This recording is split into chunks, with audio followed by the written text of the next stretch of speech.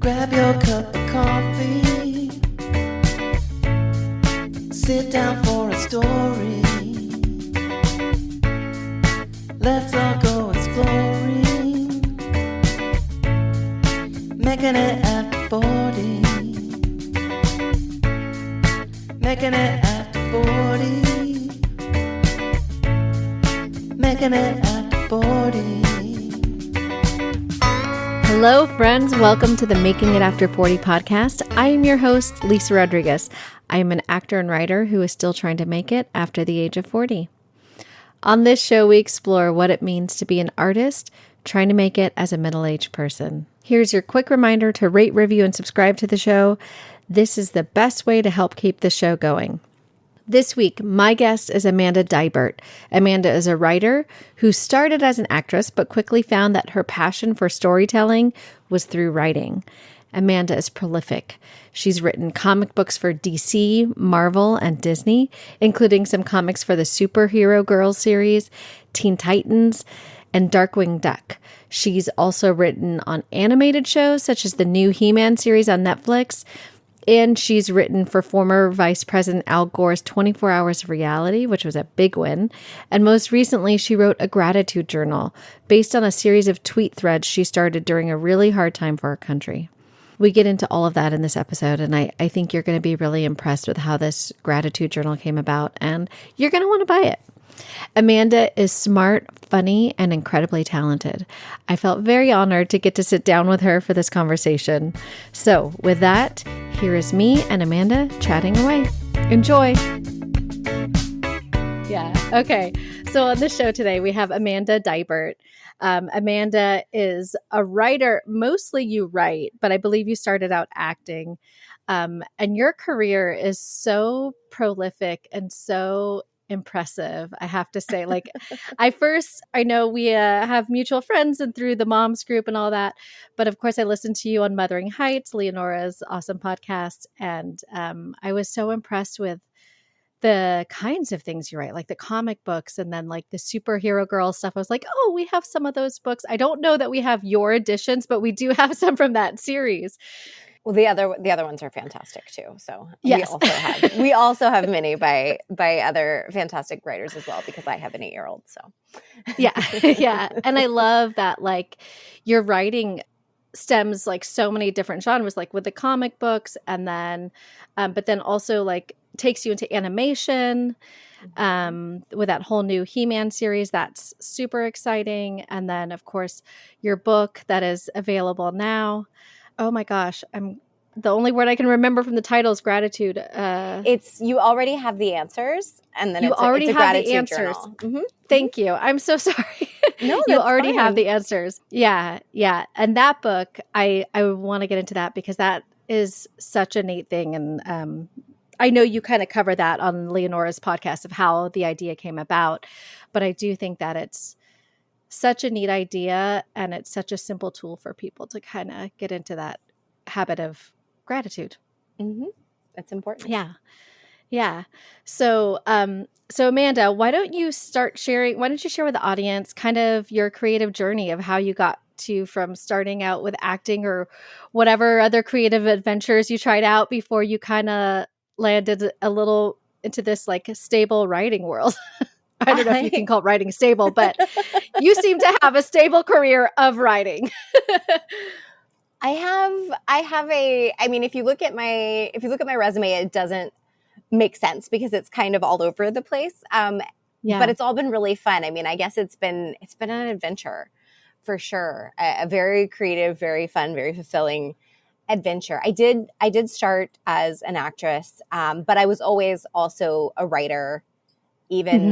Even in college, I was a dramatic arts major and my minor was writing for the stage and screen. So they've always been hand in hand. I've always been a storyteller, whether I'm writing the story or performing the story. Like, telling stories has always kind of been my jam.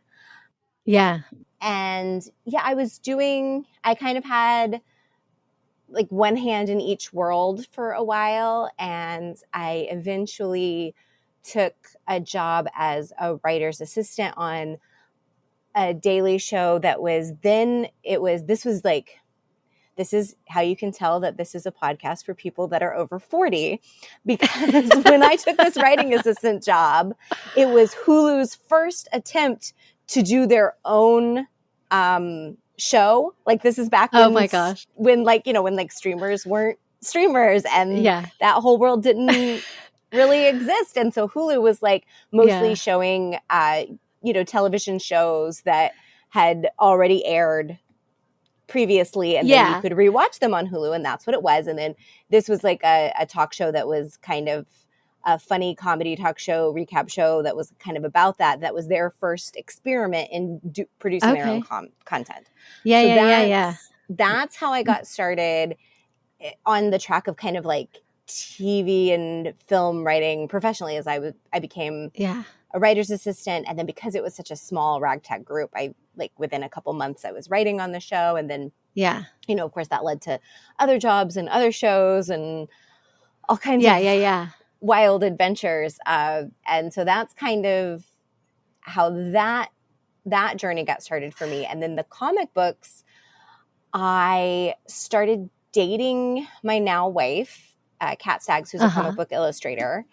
And at the time I was acting in and producing for like a female comedy website. So I was doing like, you know, like YouTube videos and all kinds of things. And they wanted to start doing comic strips. And I was like, oh, I can write a comic strip and then Kat can illustrate it. And so we started doing that together. And then that ended up being a weekly comic strip called Hot Mess. That was embarrassing stories from my life, mostly like all just like true, like me just telling horrible, embarrassing stories. Like the time that I fell off a cliff while I was trying to go to the bathroom while hiking. And like, I saw that you know, like, on your website. I was like, oh my God, this can't be real. It's a true story. I fell off a cliff with my pants around my ankles as a teen.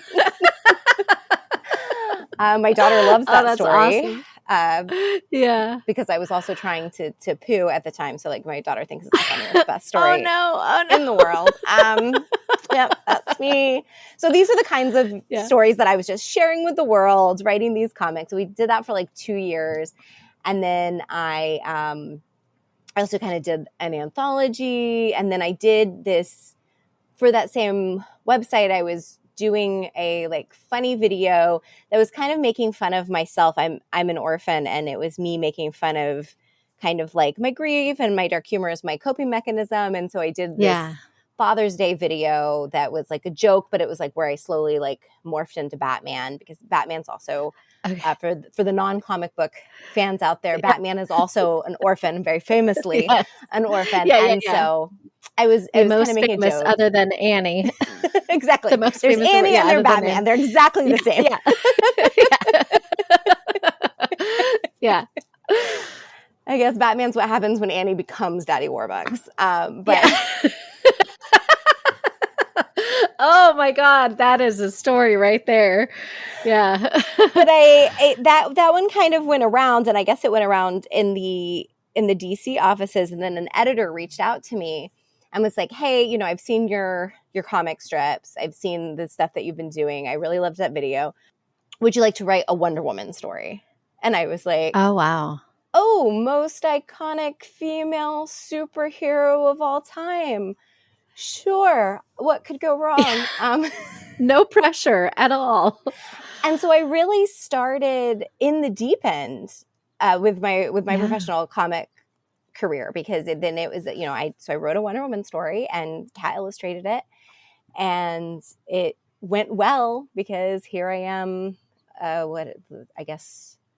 It's been, I don't know, 10 years or more later, and you know, and they're still letting me write comic books. So, but mostly it's just been that. Mostly my career has been me just, you know, doing things, working on my own, creating things that make me happy. And then when an opportunity arises, like saying yes, even when it's scary. I've said yes and ended up having like really wild things. You know, it's how I ended up writing for former Vice President Al Gore for his 24 Hours of Reality. And like, yeah, I saw that. That's amazing. And, you know, it was another thing that I felt really thrown, you know, very in the deep end and intimidated by, but I was like, well, you know, why not? Let's give it a try.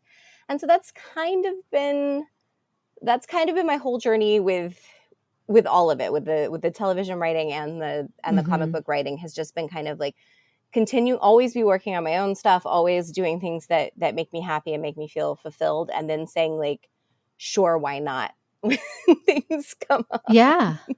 No, that's awesome. So when you took the writing job for Hulu, at that point, were you thinking of already making the transition from acting into writing, or was that just kind of like a one-off, let's just see what happens kind of? I mean, obviously you said that like a big part of your career has just been saying yes.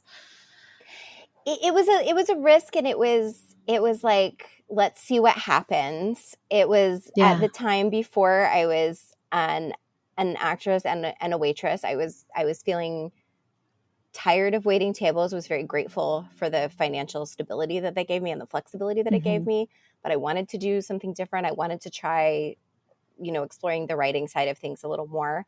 I wasn't sure at the time if I would be totally giving up acting or not, but the reality of the situation with a job like that in the writer's room for long hours was that I wasn't as available to go on auditions or go film things. And so it sort of, that transition sort of, that decision was kind of made for me, because I just didn't have, it was like I had to prioritize one or the other. And I've been much happier as a writer. I miss acting sometimes. And I still occasionally, we'll do something for a friend, in a project or something.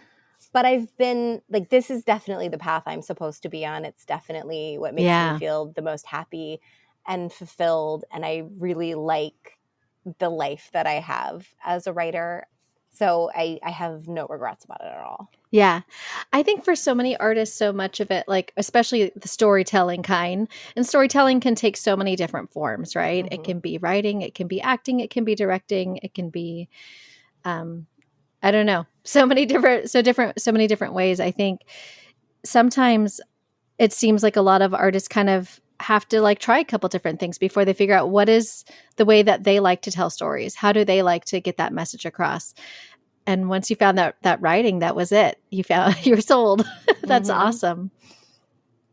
Yeah, I love that. I sometimes myself question whether or not I should be even trying to do acting anymore. I like to write, and I've written a pilot, and like I have some other ideas that I'm starting to outline and whatnot. And I'm like, maybe I should shift my focus and just do the podcast and writing. But it's hard. Like I have a hard time just kind of saying, yes, I'm going to let this go, because for so long it was like a part of my identity. I don't know. It's a tough thing. It was definitely the way I defined myself for a good chunk of my 20s. And I don't know. I think, I don't know that you have to so decisively close a door as much as being okay with prioritizing something else. I think it's okay to say, hey, this is still a part of who I am, and this is still something I love to do. Right now, I'm getting more joy, more fulfillment, more stability, more something I need out of this other area. So I'm going to explore that, because that's what's actually like feeding me, both creatively and literally. I mean, like for me, I'm fortunate enough that I make my living and support my family as a writer. And so for me, it's both the spiritual feeding of me, but it's also how I put food on the table for my kid, which is very motivating. yeah, definitely. So did you come from a creative family, creative background, or are you a one-off in your family and they all look at you like you're a weirdo? My family does all look at me like I'm a weirdo, but I did my mother, who passed away when I was 14, she was an artist, a visual artist. Like she was an art major in college. She wanted to become an art therapist, but then got pregnant with me, dropped out of school in college. And was kind of a bit of a frustrated creative. She was a homemaker, but she always was, drawing something, sketching something, doing oil pastels, making her own jewelry. She was always using her creative energies, finding an outlet, finding some way to do it. So I definitely grew up around that kind of environment. Yeah. At least until she passed away. But the rest of my family is very I guess the word would be traditional.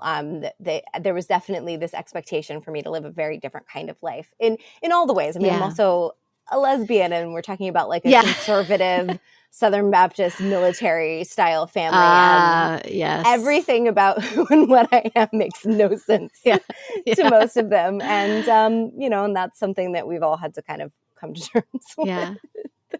Well, how has that been an influence in your art in terms of being a queer woman, being a lesbian, and then I don't know, I would imagine it would be exciting to be a lesbian in the Marvel world, or the DC world, I'm sorry, in the comic book world, getting to bring your voice. Do you feel like you get to bring any of that into the things that you create and write? Well, I mean, I think that no matter what, who we are, our perspective, our worldview is going to be in anything that we create, even if I'm not making content that is explicitly lesbian or queer. It's still part of who I am and my worldview. So even when I'm writing like straight stories with straight characters, I still think that there's perspective and worldview and like things that matter to me that tend to rise to the surface.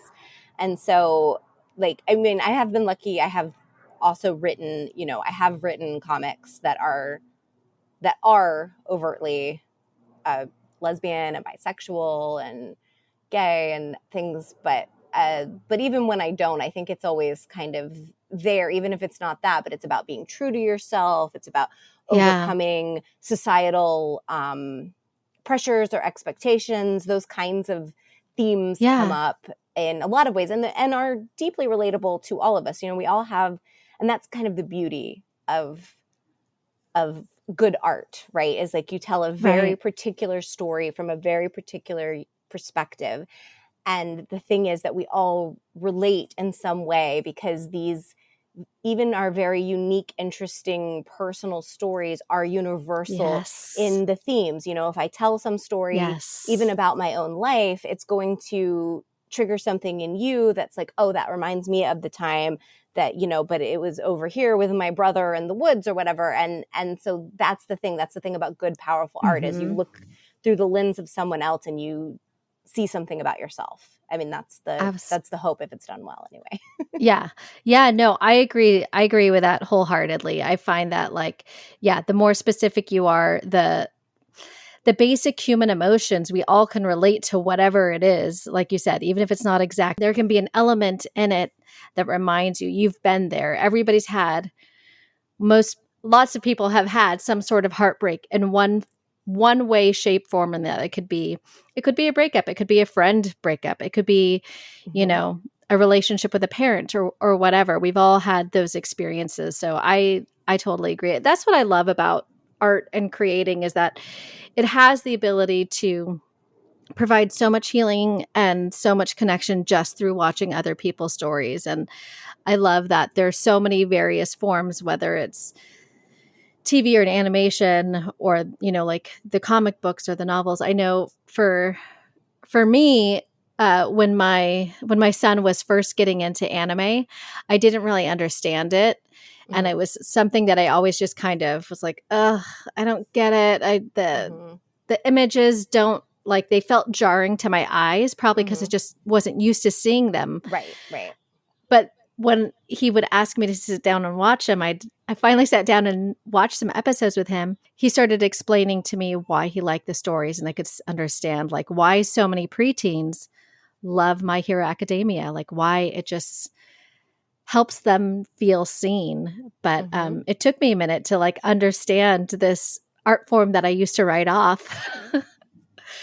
Well, and that's the thing is, I mean, when people think about, it's anything we're not familiar with, but it's also the universality of all of it because, with superheroes or, it's like, okay, well, I've never had superhuman strength. I've never flown in the air. I've never, I'm unfortunately not a billionaire vigilante, but there's still all these relatable things. I was writing, I've been working on some Star Wars comics for Lucasfilm and you're looking at it and it's adventures in space and all these characters and aliens and all these things that we don't actually deal with. But, ultimately one of the through lines in the story that I'm working on is really about a father and daughter and their relationship and their love for each other and how that love continues on even after he passes, but they're Wookiees. Right. So it's this deeply relatable thing that I relate to as a parent, but I'm also writing Wookiees who, speak in all trills and sounds and not even in English. So it's still, when you still look at it, you still get it. You still relate to it. You're still like, this is like a truth about life. So that's the fun of it. Yeah. Yeah. That's really cool. I want to ask you about how you got into your book, that the book that just came out. I know it started with some tweets, is my understanding. It did. The whole thing came from Twitter, and it wasn't the plan. It's just what happened. In 2016, it was a really dark and volatile time here in the United States, and everybody was at each other's throat, and and then things just like kept getting worse and worse and worse, and here we are. But anyway, 2016, everything was kind of dark, and I kind of did. It was sort of an experiment in gratitude, and like, what if as opposed to just sharing things that I feel grateful for, like, what if I could ask questions in a way that would get people thinking about the things that are actually good and positive in life. So, and instead of being so blunt, I mean, like the first one was pretty blunt, which is just like, what's something you're grateful for right now? Like, what's something good?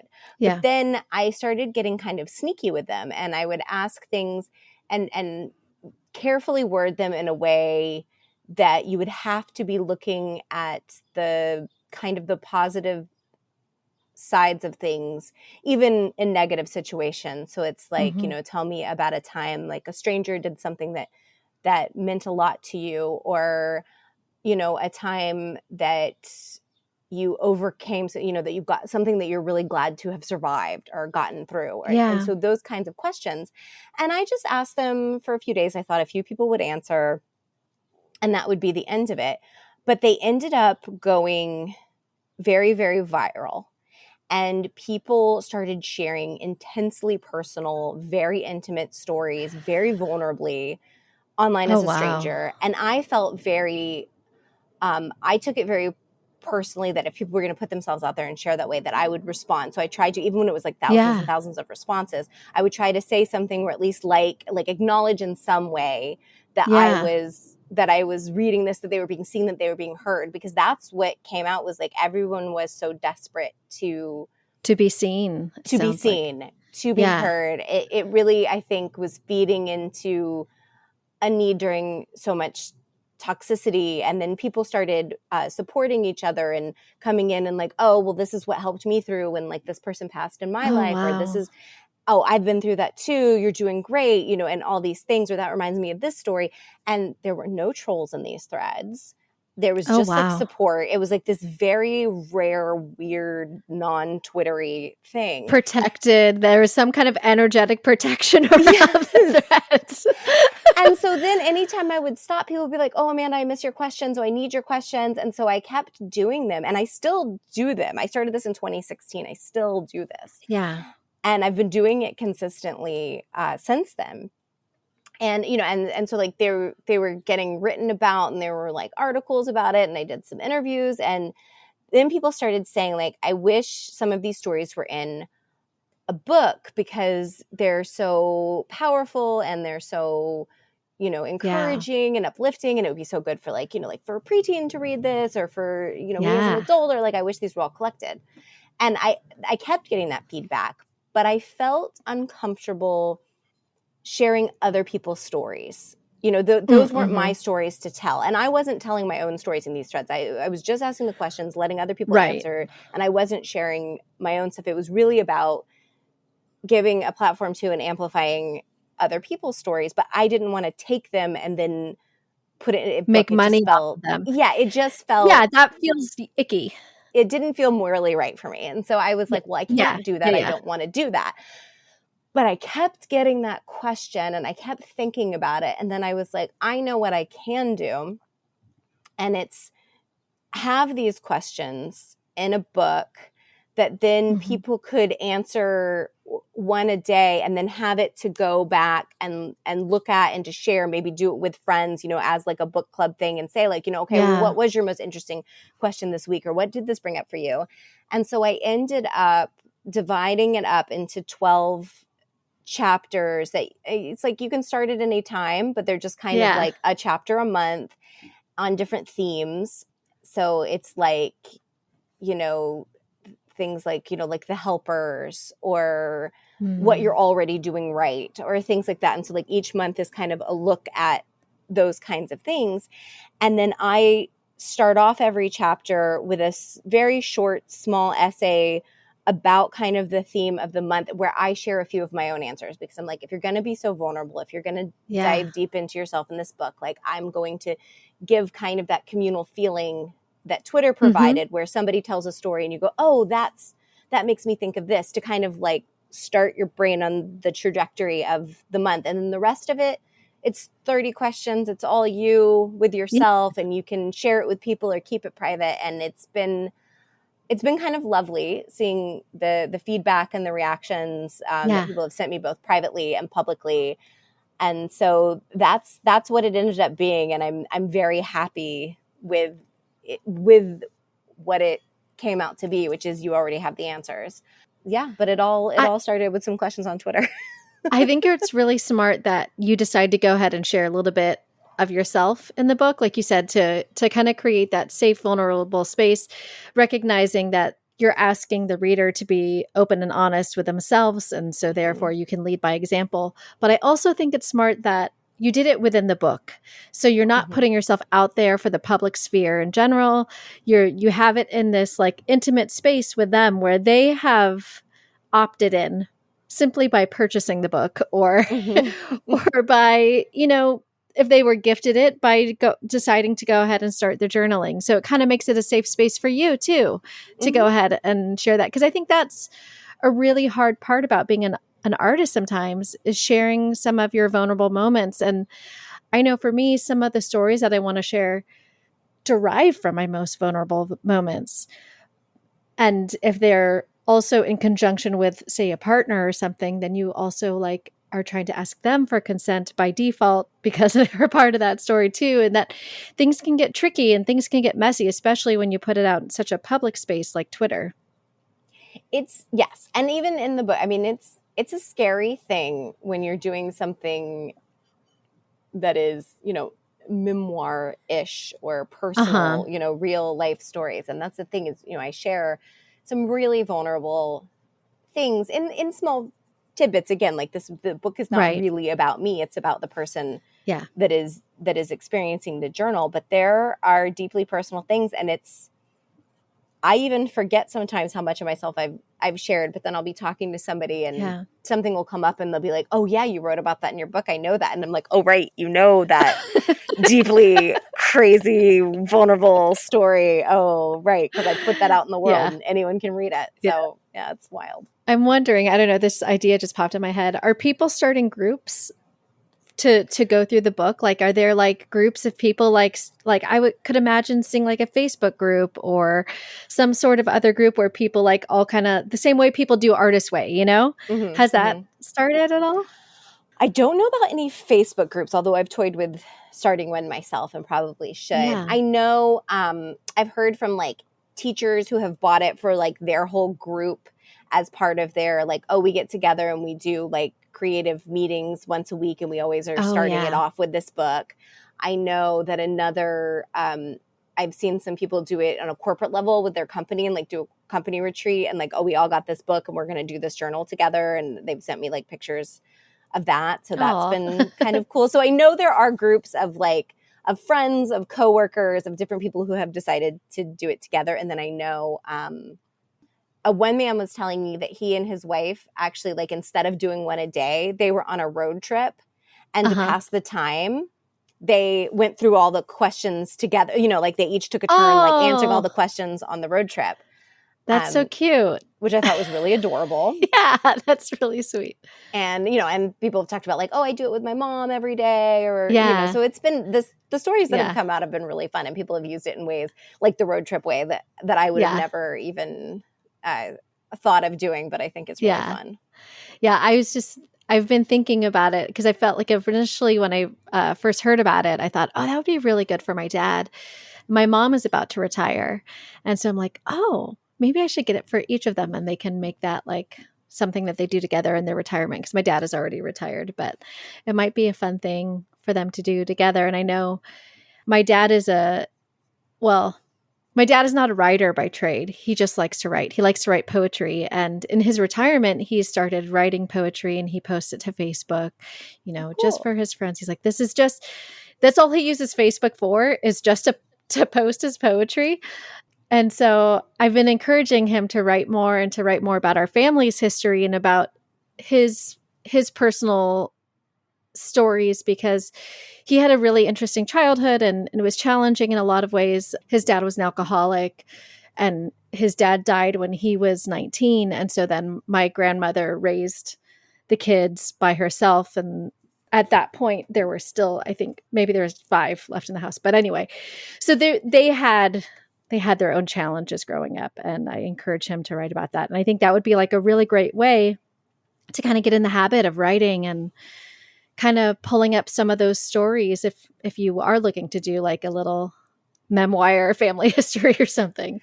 I think that's fantastic. And I have heard from people who've gotten it for parents and grandparents for that reason of like, I want you to answer these, but in the way that like that you're going to pass this to us, like for us to read. And that's been kind of cool. Yeah. I have to say, like, having the stories of your family, your aunts, uncles, grandparents, that's something that's really precious, and not enough of us document them, and then it's too late. So yeah, that would be a really great way to do that. Well, I want to ask you about being in your artist family, because you said that, your wife is an illustrator. How do you like that? And how has that been beneficial, challenging with being an artist and both having your creative careers? It's funny because people ask all the time if us working together is hard. And I would say like, that's probably where our relationship thrives and works the very best, is the fact that we both understand the other's career and what we do. And sometimes we're working together and sometimes we're working separately, but and we both work from home. So we're literally both here all day working. My wife will be in her studio and I'll be in the next room at the dining room table writing, but it's nice because she could be like, hey babe, can you come look at this? And I'll look at the artwork that she's working on, and then I'll be like, can I read this page to you and see if it makes sense?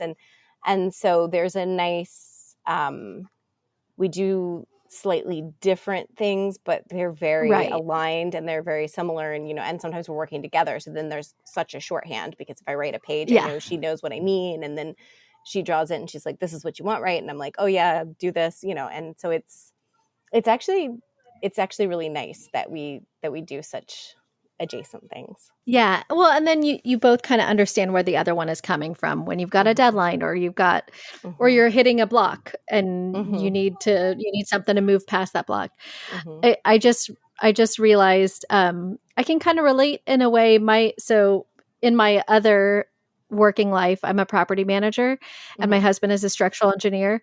So we kind of do that, where he'll be like, hey, I've got this thing going on. And I'll say like, yeah, no, the lease would never allow for that, or whatever it is. And, I'll say like, hey, we got this roof that seems like it's not in great shape. What would you think? And he'll kind of talk me through it. Now, when we try to do creative stuff, because he likes to do music as a hobby. And when I write stuff, he always likes to give me his opinion. That's where things get a little tricky. I was writing this pilot forever, and he kind of came in with some notes and jokes, and I was like, no, that doesn't work. Or like be so offended by his notes. He's like, we cannot write together. You're too sensitive. But yeah. Well, I want to ask you about so bringing your kiddo into it. How did that mix things up for you? Was it challenging to kind of become a parent and then continue the work, or like were there any, because I'm assuming it sounds like you had a pretty well established career by the time you became a mom. So how was that transition for you? It's actually been great. I did have a pretty established career already, and I was working on a show when I was pregnant, and then I took a maternity leave. The show got canceled while I was on maternity leave, so then suddenly I wasn't going back, which I was actually I wasn't really emotionally ready to go back to work, so it ended up being a good thing for me. So I was like, I can't leave my baby. Yeah.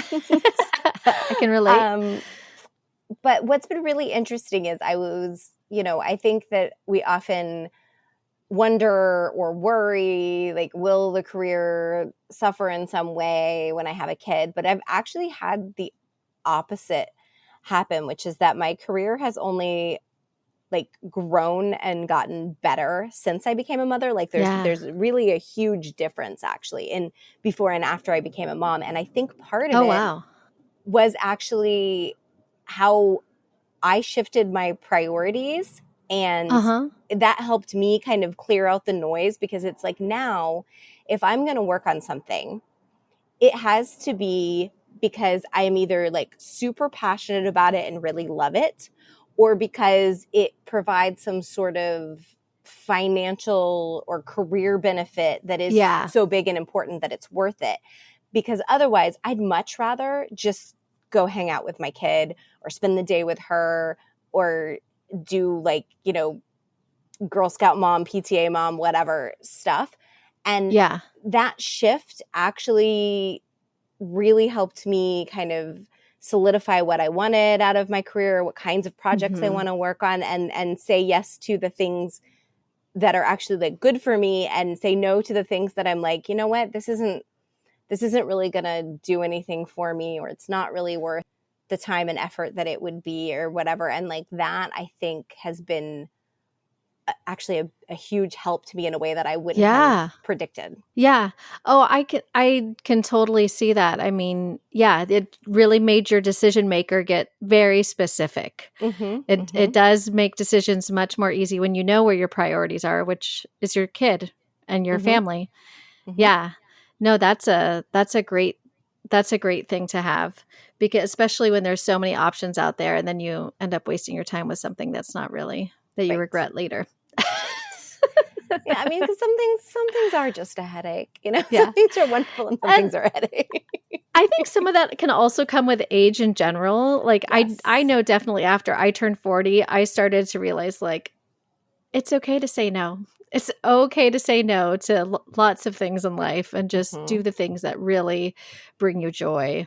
Yes, I am just a few months into 40 and I'm loving it so much. And it's funny how big of a difference I already see, and just like the level of fucks I get. Like, I'm just like, oh wow, everything has really changed. Like, I just don't have time for anybody's bullshit, and I love it. Like, I knew I would love 40, but I'm super loving 40. Yes, there is. Oh my! Well, first of all, I was going to say you don't even look 40. So when you popped on for the interview, I was like, wait, she was 40, right? I think she was. Yeah. But yeah, there is definitely like there is just a switch that flips, and you don't care what other people think anymore. You're tired of trying for other people. You're only concerned about like trying for yourself. Even sometimes with my family, I'm like, okay, my kids are going to be mad at me. My husband's going to be annoyed, but this is what I need right now. And this is what I'm doing. So I love it. We're going to make it work. We're just going to have to make it work. Yeah. I feel like society tries really hard to pull a scam on women and make us dread aging, or like look at it like it's a bad thing. And I'm like, I cannot recommend turning 40 highly enough. Like, look forward to it. Yes. Yeah. I mean, and I think the women who embrace that, like, they just become even more radiant in their personality and their glow. Like, forget about whether or not someone has wrinkles or whatever. It's just like this energy of like, I think it's something about dialing in and kind of knowing who you are and being more comfortable with just being who you are instead of trying to adapt to all the different situations that you might find yourself in. Yes. And I I mean, I have a perspective as well that my mother was 35 when she died. Mm. And so for me, every year past 35, I felt like I'm like getting away with it or something. Yeah. And so I think it's given me like, I feel very lucky.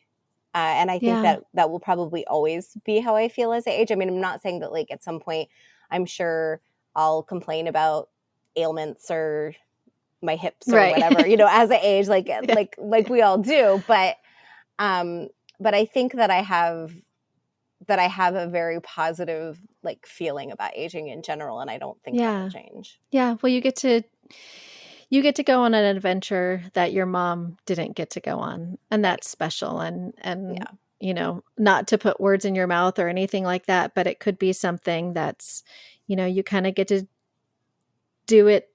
Or how do I want to say this? Because I don't want to speak out of turn.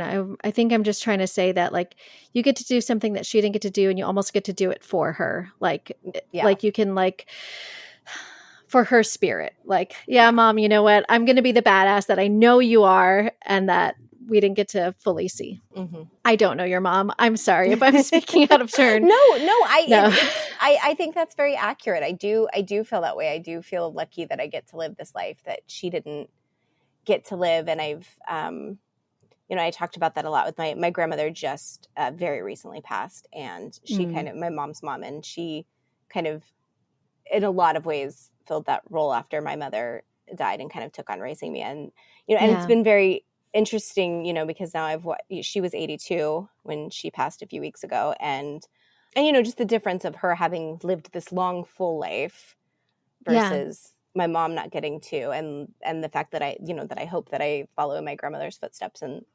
live a long, full life. But I do feel very lucky that I get to have this time that my mom didn't have, that I get to know what my 40s feel like, and that I get to, you know, watch my kid grow up and like all these cool things. So yeah.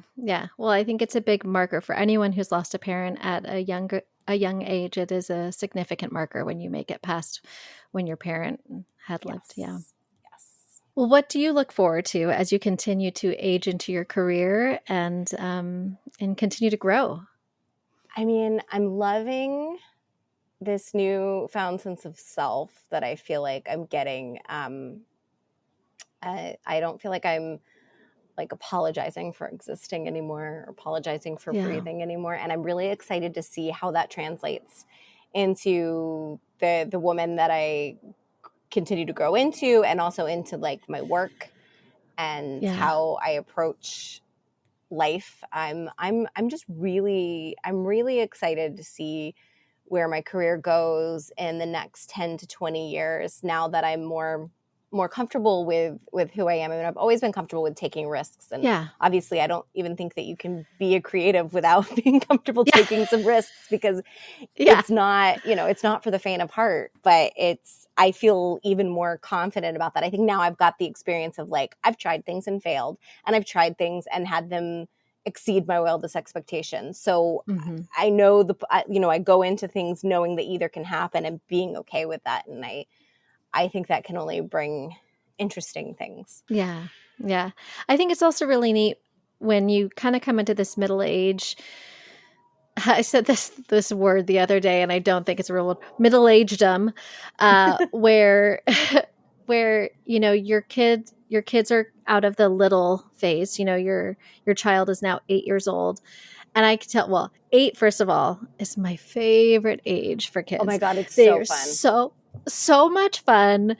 They're magical. They're independent.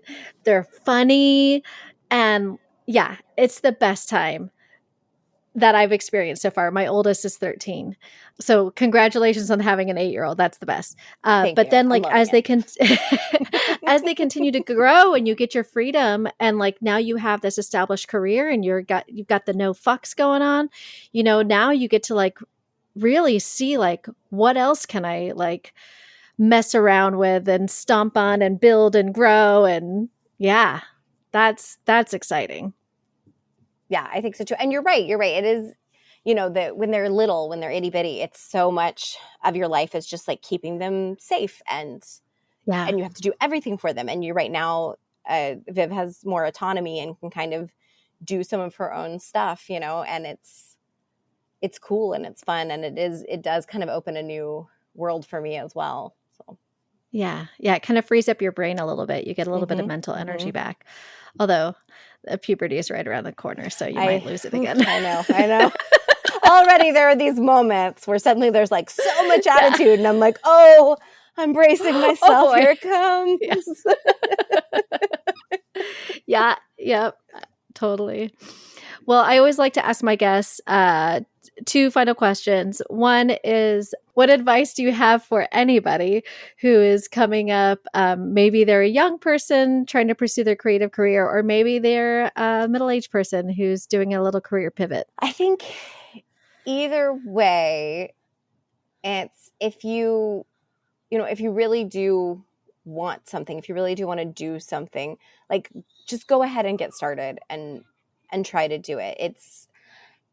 It's really easy, I think, especially as we get older, to put things off and, I don't have time to it. I'll get to it later. I've got to do all these other things. And once I've got everything else on my to-do list, it's like, no, make some time for the thing that you really want to do, because there is always going to be laundry that needs to be done and a lawn that needs to be mowed and groceries that we have to pick up and like all this stuff. Like there's always going to be so much stuff. And it's like, just carve out some amount of time that you dedicate to whatever it is that you really are wanting to do. And even if that's just 20 minutes a day, like those 20 minutes a day will add up very quickly into something like tangible and big. So I think that's my main thing. And also just like take risks. Why not? Like just do things. Don't worry about if you're qualified enough or good enough. Like maybe you're not and you'll fail and then you'll try again or get better or learn something new. But if you don't put yourself out there, if you tell yourself you're not going to be,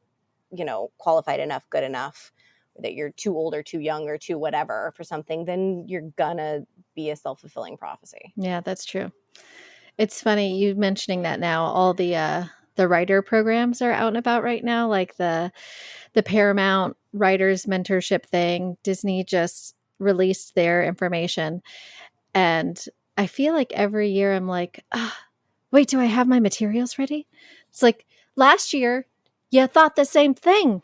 Did you have them? You had a whole year to figure out something, but what were you doing? And that's the whole thing, is like, if you never start it, it's never going to happen. But if you start it, at least you've taken steps towards it, and maybe you'll have your materials ready for that when that opportunity comes along, because you never know when it's coming. And I'll say something about those programs too, because this is, I got to use my crystal ball with a young woman that's an up and coming writer who, when she was in grad school, she was like picking my brain, and then we've met for coffee a few times out here. And she was feeling really disheartened.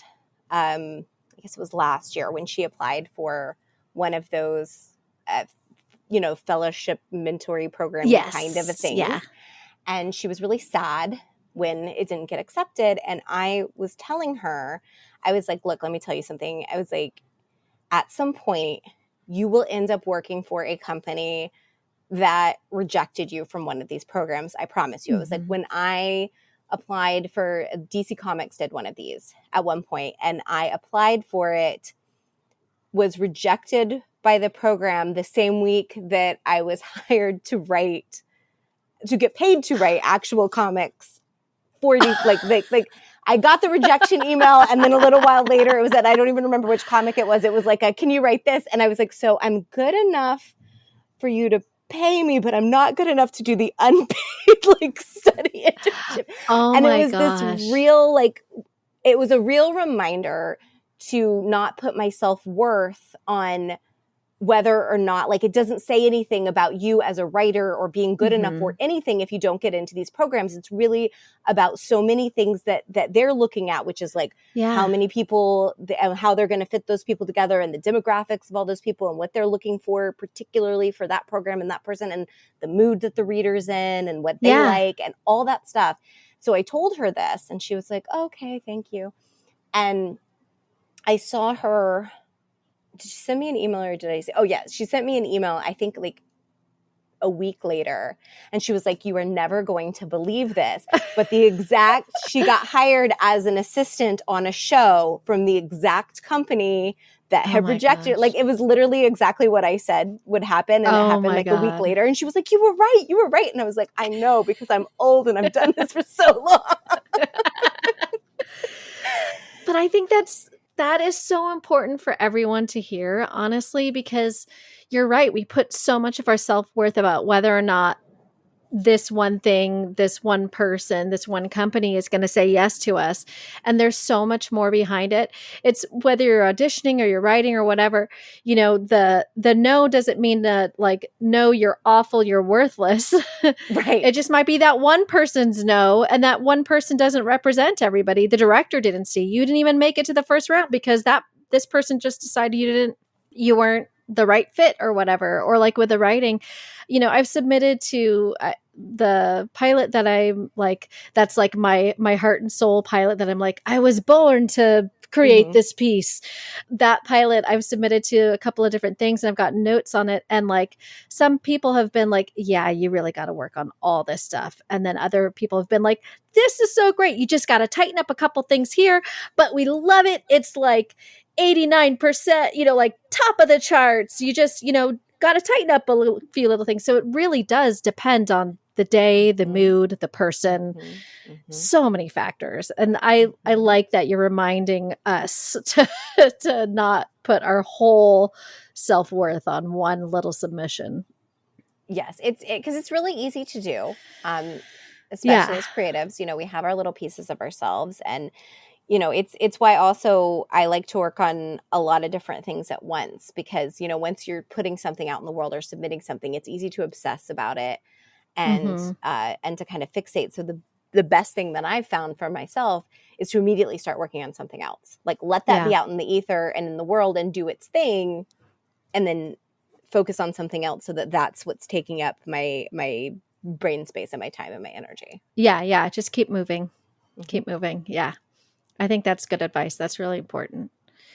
Well, let me ask you then, what does making it mean to you now versus when you were younger? So what does success look like to you? Oh my gosh, that's a great question. Because I think when I was like 20, I think it was like this idea that I would be some like super famous, super rich person by probably, 27, 28, have my millions and my line of Oscars and, and that's not me. But I think that now making it is kind of, I still have goals and aspirations, so I'm not going to say that of course, I've made it, but I think it does look like what I'm doing now, which is that I am a creative who lives a nice, happy life doing what I love, and that I'm able to like make a living and support my family and do that. I think that I have to remind myself, because sometimes I can get, as we all do, very down on myself, and I can really, twist things and make myself feel like a real failure at the drop of a hat. But I have to remind myself that this actually is what I would consider like a successful life, in that I am happy and I have this lovely child that I'm raising and that I'm supporting in a creative environment, and I can do what I love, and I get to sit and write from home and drink my coffee and and play in imaginary world, and that's awesome and amazing, and that I should be and am so very grateful. Yeah. That sounds like the dream to me. I'll take it. I think it is. Yeah, that's awesome.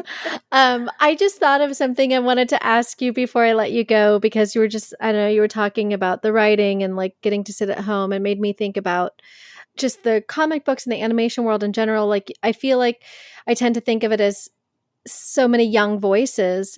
Do you feel like there's room in the industry, or do you think there's any ageism in that sector of the industry? How am I phrasing the question? I'm sorry if this is coming out weird. But like, with so many young people coming in behind you, do you feel like you get to mentor them?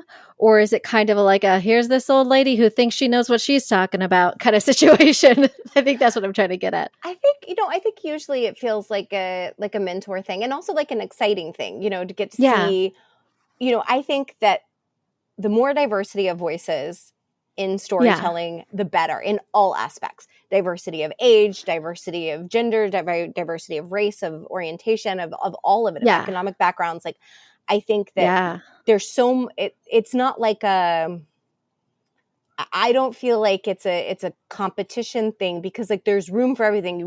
We read write lots of different kinds of comics, right? And or lots of different kinds of TV, or lots of different kinds of books. It's not like I'm just going to like read this one thing and then I'm putting it down and then I'm done.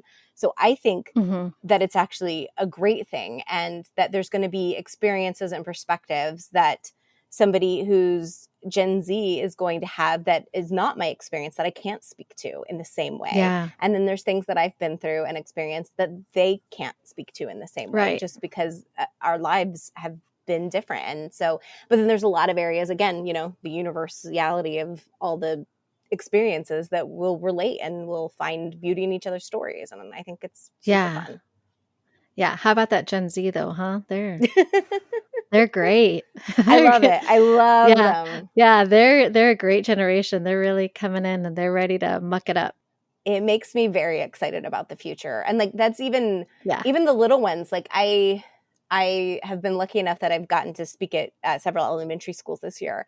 And, I go into like a 4th or 5th grade classroom and I'm talking to them about making comics, and all these kids, they're all making their own stuff. Some of them are putting them online already, but they're like, there was in this elementary school, there was a whole shelf on the back row that the teacher had of all the comics that these kids had been making themselves. Like they had their own shelf of like comics that they had been drawing, writing, and then had on the shelf for their friends to read. And so I went over and I'm like reading them with it, and they're good stories, like funny. I was laughing, and it makes me so excited about what's to come. That's awesome.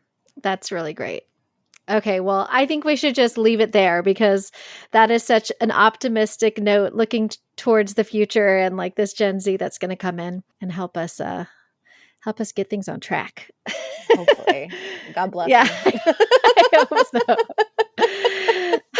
I know, right? Well, man, it's been so great talking to you. I'm so glad that we got to meet over this application. But yeah, I really appreciate you taking the time to talk to me and give us your time on the podcast. You had some really great insights, and I really appreciate it. I appreciate you having me. This has been so much fun. Yes. So where can listeners follow you? And of course, the book is You Already Have the Answers, and you can buy it anywhere, but hopefully at independent bookstore sellers. Yes, that's the hope. It's anywhere, but pick your favorite indie bookstore and support them, because that's always the best. Yeah. I'm on Twitter all the time, Amanda Deibert, but it's Deibert. It's just pronounced German. And then Amanda Deibert Official on Instagram, Amanda Deibert on TikTok, and I think that's everywhere I am. And AmandaDeibert.com. So you even do the TikTok, huh? I barely do the TikTok, but I'm trying to learn the TikTok. I've never sounded older than right now. Yeah. I keep trying to do the TikTok. I have a couple videos that I put up there, like one for like this character that I do some little shorts on like Instagram. I've put them on Instagram, so I started putting them up on TikTok. But even for the podcast, I try to remember to post, but I just it doesn't stick in my brain. I'd like to. I feel like it's a good medium, but yeah. I enjoy it. I also forget about it. It's the forgetting. Because that's the thing. It's like Twitter is so natural to me. I think because I'm a writer, that it's like, throwing out like one-liners all day long as a procrastination while I'm writing is very organic to me. But like creating a video is just not. Yeah. I get it. Okay. Well, I digressed again, but thank you so much for coming on, and have a good evening with your family. And we'll talk again soon. Awesome. You too. Thank you all for listening to this week's episode. You can follow Amanda on Twitter at Amanda Deibert. That's Amanda Deibert. On Instagram, she is Amanda Deibert Official. And on TikTok, she is also just Amanda Deibert. And of course, check out her website to see all the things she's worked on at amandadeibert.com. You can also find links to purchase her gratitude journal. Support local bookstores if you can. If you're enjoying the show, do not forget to rate, review, and subscribe wherever you listen. And please share the show with your friends. Share it on Instagram. It would mean the world to me. Be sure to follow us on Instagram at makingitafter40, the number 40. And to catch up on what I'm doing when I'm not podcasting, check out my Instagram at Lisa Rodriguez. Thank you all for listening and have an excellent week.